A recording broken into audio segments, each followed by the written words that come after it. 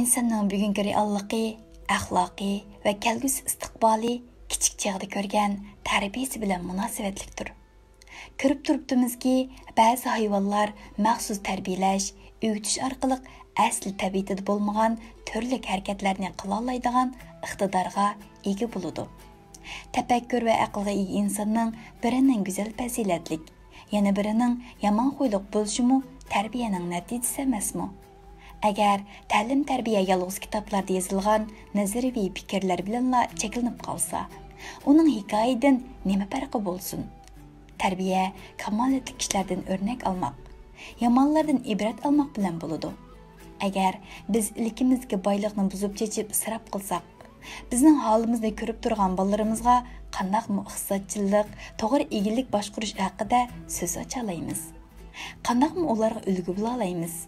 Agar biz kecha-kunduz varqirash-charqirash, jidal majra, sattillar bilan yassak, qanday bolalardan go'zal so'z, xush muomala talab qila olamiz?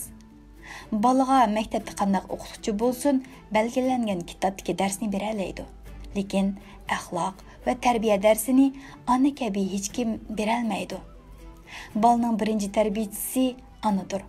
Hatto onasi yo'q bolaga uni o'z yanida o'ltirg'izib tarbiya beradigan ona o'rnidagi bir ayol lozim bo'ladi.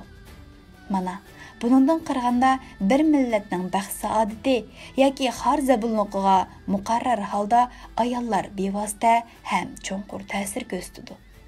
Shuning uchun ayollarni tarbiyalash, e'tiqodliq va shijoatli onlarni yetishtirmak eng muhim xizmatdir.